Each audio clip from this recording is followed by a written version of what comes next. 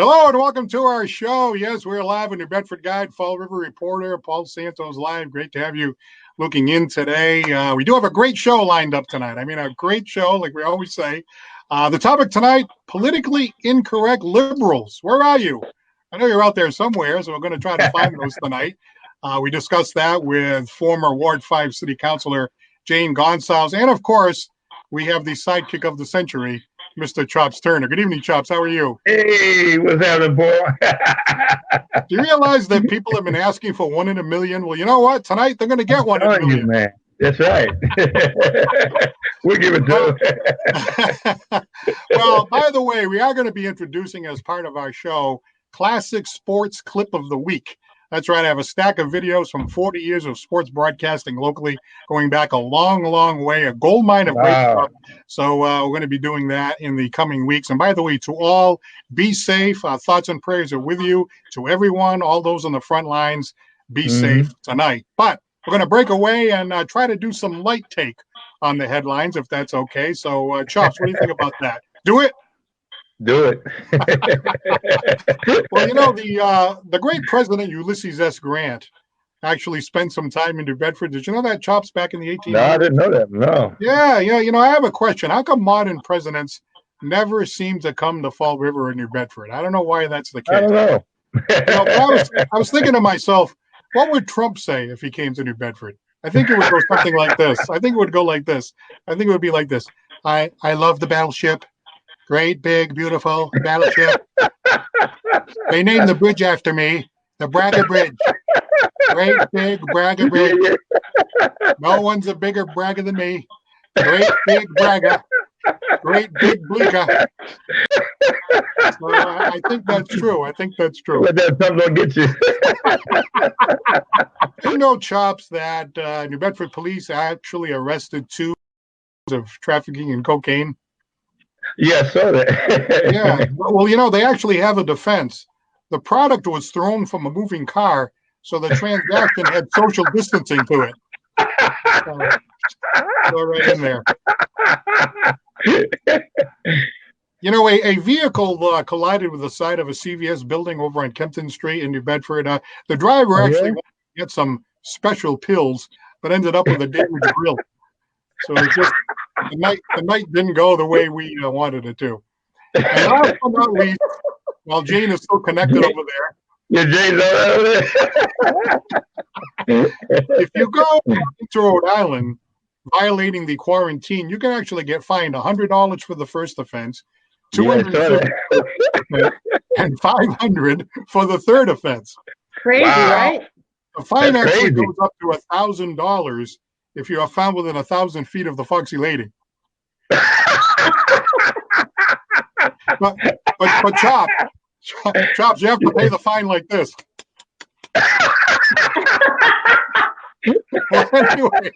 Anyway, all right, that's enough of that. Don't X out.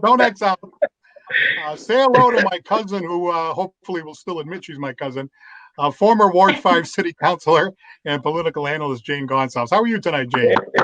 I'm good, Paul. How are you? Yeah, we're hanging in there. We're just trying to, you know, there's a lot of great challenges right now, and so Chops and I are like, you know what? We'll have at least one show that's a little light and a little silly, and hopefully that'll bring a chuckle, or maybe just a little tiny chuckle to someone tonight. So that's what we're going for. That's right. Sounds good. All right, I wanted to ask you about political correctness, because I don't know where I would put you on the spectrum. You're definitely progressive, right? Yeah, I am. All right.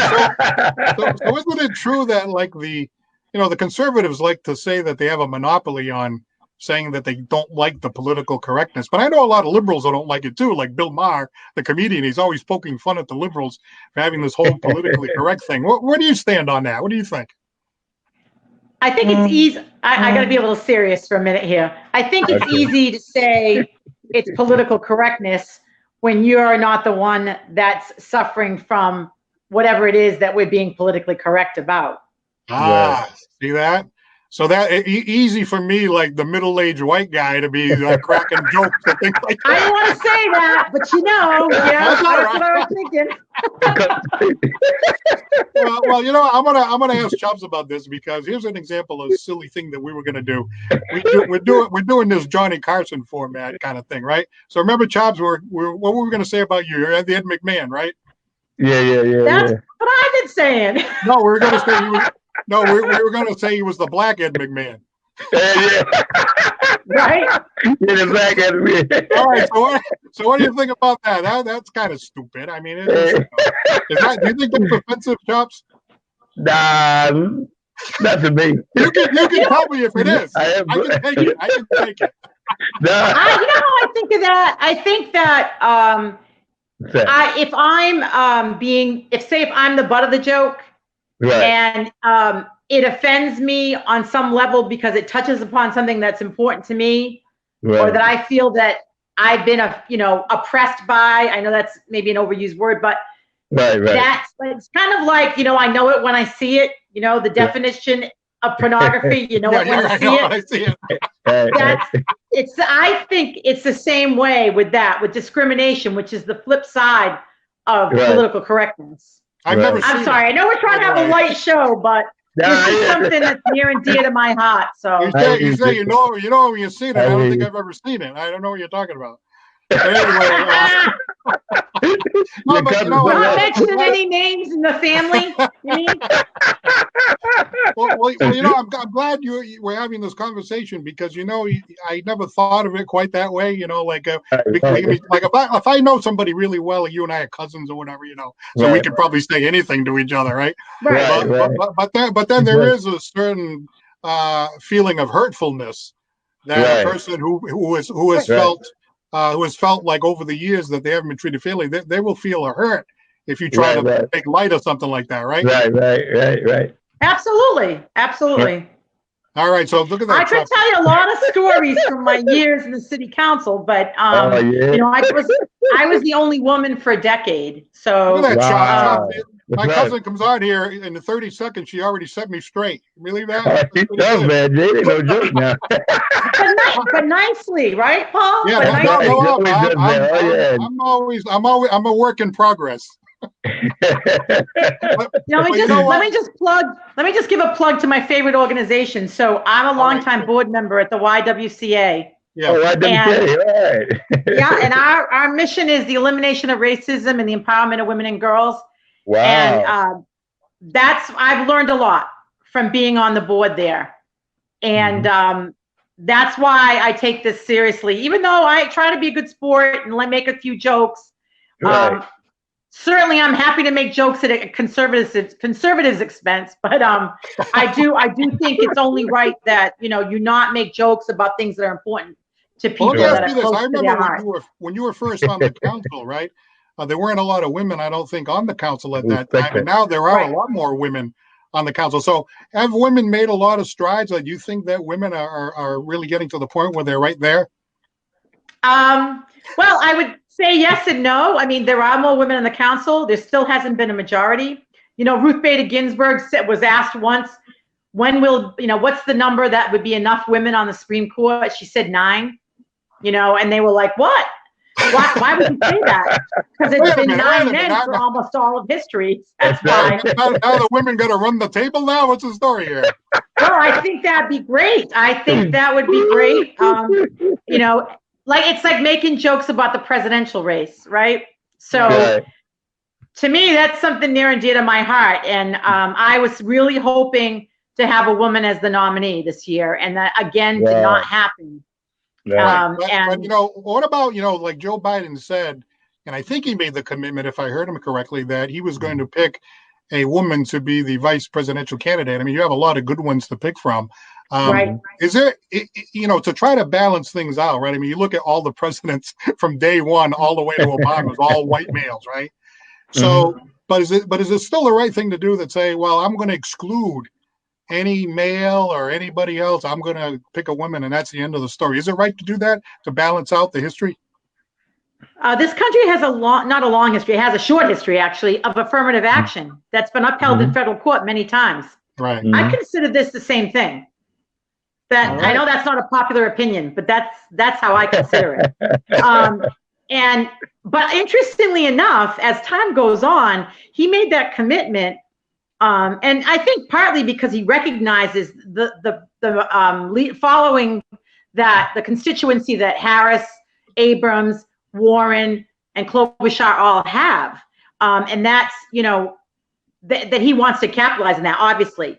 But as time goes on with the pandemic, Andrew Cuomo has gotten such a national spotlight that people are already speculating that he might ask him. But Biden already committed to a woman, so it's kind of interesting how that's playing out to me. Yeah, right. I can't wait to see who he ends up picking. Mm-hmm. Yeah, well, this whole race has been kind of interesting. Of course, now we have the whole coronavirus, and I see Trump up there, and people, I know a lot of people who like him, and I know a lot of people who dislike him. And so I try to listen to the opinions of people on both sides. I'm not the biggest fan, but on the other hand, obviously we have to root for our president at this particular time because we want to get past this coronavirus. Right. But, it's kind of strange because I think in some way, I think he may be benefiting a little bit because people see him there every night. Yeah, he says all his usual ramblings about how great he is and all that. But in the end, if we get by this, right, and we get into September, October, and things get better and people are feeling good, when people are feeling good, that usually means the incumbent is in good shape. That's a good point. I find that the more I watch him, the less I like him. Happy over there. But, I don't know. I mean, I can't imagine that his ramblings and his egotistical behavior in front of the camera every day is getting him points. But I don't know. Maybe it is. The other thing, though, is even if the pandemic recedes and we, have less deaths than we anticipated and things are almost back to normal, the economy's not going to bounce back that fast. So I wonder if that's going to actually drive the conversation at that point and drive the vote. Is what kind of shape the economy's in more than anything else. Yeah, right. Well, sorry, I'm not very lighthearted, are we? Yeah. Well, once I started talking to you, I realize I'm dealing with my cousin, who I love to talk to because you don't care, like you give your opinion no matter what. He does, and so I find it interesting to talk to you, because you have good points of view and usually well-founded and so forth, whether folks agree or disagree. But, let me ask you, you're talking about being a woman in politics and all that. You're in there and it's kind of like a boys club and people, they tend to not behave so great. So did you have some experiences that were kind of like, hey, listen, dude, don't be talking like that in front of me here, that kind of thing? I mean, is that what we're talking about?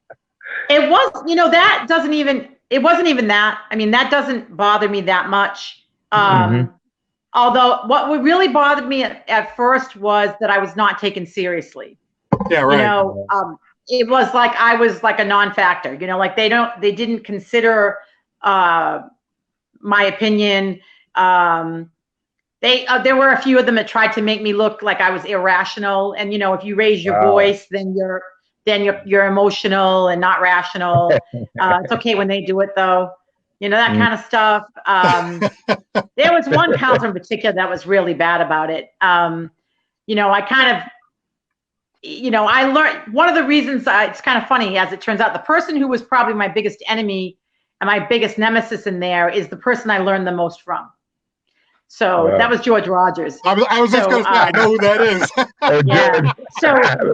So I actually learned the rules, and George was great at using the rules. Using them to his benefit.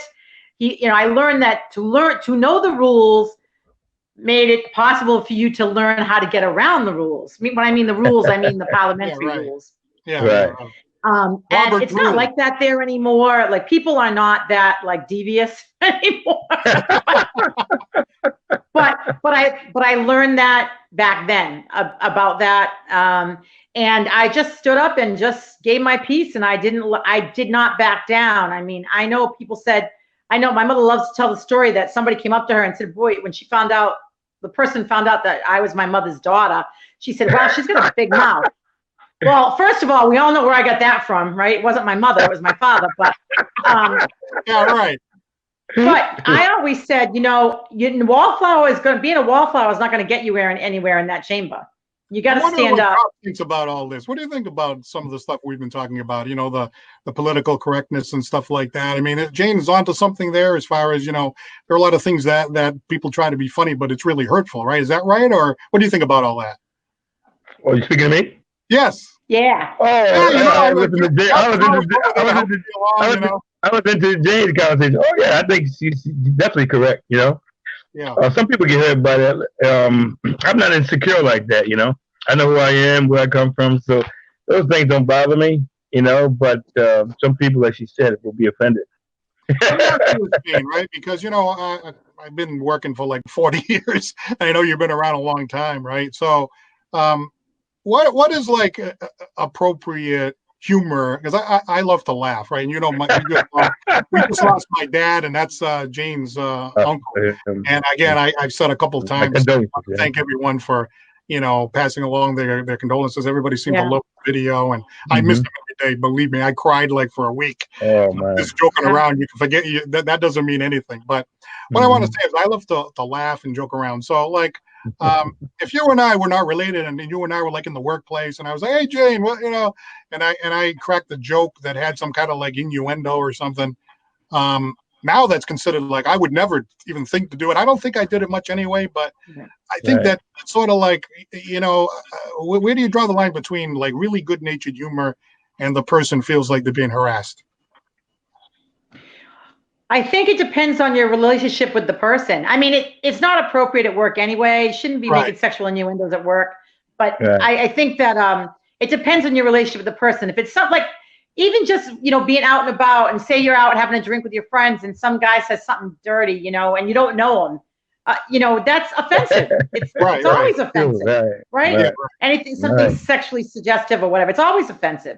I mean, if you're with friends and the friend is a mixed group of people, male and female, and somebody makes a joke and it's a friend of yours, you know, and they know then that they're not being serious about it, you know, I might let it go. I think the ideal situation, and I'm not saying I'm no expert at it, but the people that can educate without offense. Yes. You know, when someone says something inappropriate, I'm always really impressed by that. And I'm not necessarily good at that, because again, I'm my father's daughter, and if I, you know, if someone offends me, I'll let them have it. You know, verbally, I mean, verbally. Suppose I say, well, Jane, you know, you have a very nice dress on, you know, today. You look nice today, or something like that. Yes.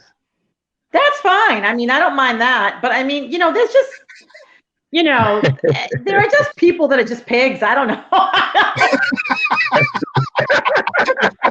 I know what you're doing. They just, we know what you're talking about, John. I don't say that. Very true. I don't know. No, but it's true. It's like, you know, I think when you ever watch movies that were made like in the 60s or 70s, it's like, I'm watching this thing. I'm just watching like a regular run of the mill, you know, movie, not even a comedy, just like a serious movie or something like that.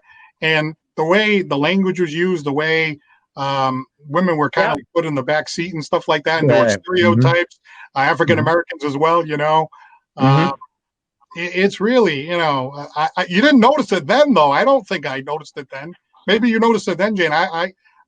It is a learning process. No question about it. I think that I became aware of it when in the 70s, when the women's liberation movement started, and then women were getting woke then, you know. So I was an early one with that, I think. But I think that's, you know, people grew up in different era, and you kind of have to allow for that. I said many times to myself, you know, you can't teach an old dog new tricks, you know, with people that I served on the council with, but you know, you just have to recognize that some people come from different places, and again, try to educate them and show them that times have changed, you know, but and you know, our fathers are the perfect examples of that.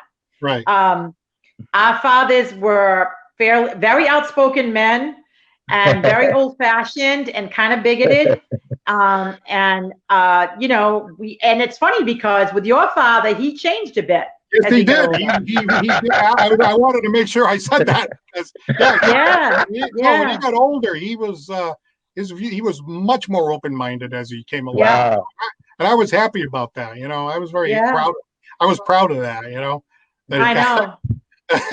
And you know what I found with him too, that he would let me argue with him, and he didn't get mad at me about it. You know what I mean? Like we would talk politics, and I'd say, "You can't say that." You know, like, right. Well, you can't do that. And I was shooting a breeze with a colleague of mine, and they said something to the effect, "Hey, you know, the Three Stooges, they were racist in a way, you know." And I was thinking, I was thinking, whoa, whoa, whoa, whoa, whoa, whoa, like, what are you talking about? And like, and all this stuff, right? Yeah.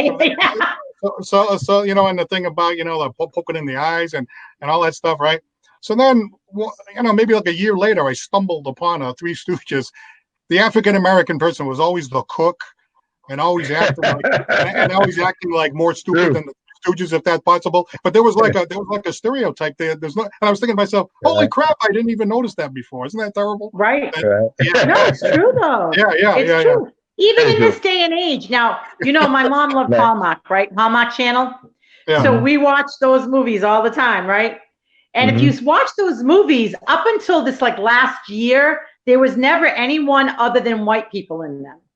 It was there was never minority people. And even now, they never play the lead. They're always like the best friend, you know, or something like that. You know, it still goes on, and you know, it still goes on. It seems like a lot better, you know. But anyway, we'll definitely pick this up again, Jane. Hey, I'm glad you were able to join us here tonight.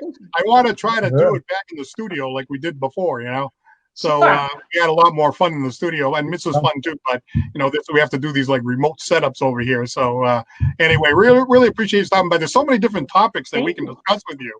It's like ridiculous. Sure. We never even got into. Because I'll talk about anything pretty much, you know. So next time we're going to talk about Trump versus Sleepy Joe, because that's good. All right, thanks a lot, Jade.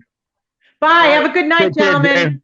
All right. You too. Take care. God bless. All right. Okay. We're going a little over, but we got special permission. You know, we had somebody, first of all, someone out there said that, hey, they really like the Trump imitation. That's good. We had someone else say that it was harder for women to gain a leadership role. I had somebody said that they didn't really like they didn't like the Trump imitation too much.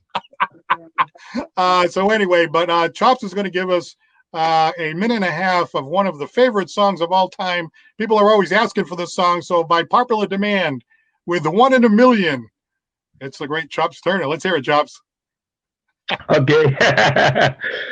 Love had played his games on me so long, I started to believe I'd never find anyone. Now to try to convince me to give in, said you can't win.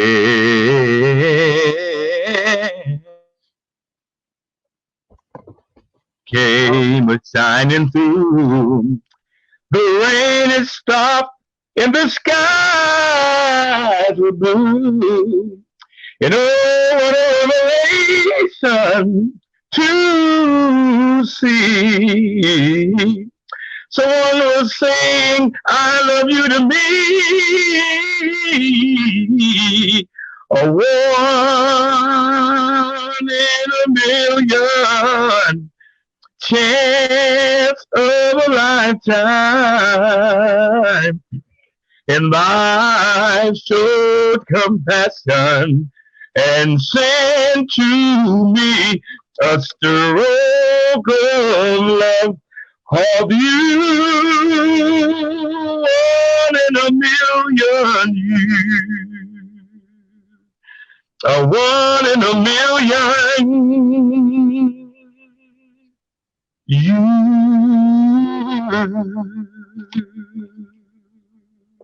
Yeah, all right. That's what I'm talking about. Turner, by special request to our friend Mr. Fitzgerald out there, who said, "Hey, come on, I want to hear 1 in a million." So we're glad to hear that, and folks out here are making comments saying, "Great job! Hello, Harriet. Hello from Florida." Somebody said, "Grow up." I guess our humor. Yeah.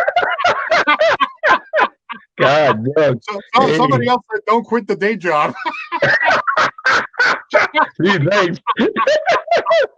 By the way, we did borrow the Carson the Carson drapes, but obviously it didn't help. But we tried. Right.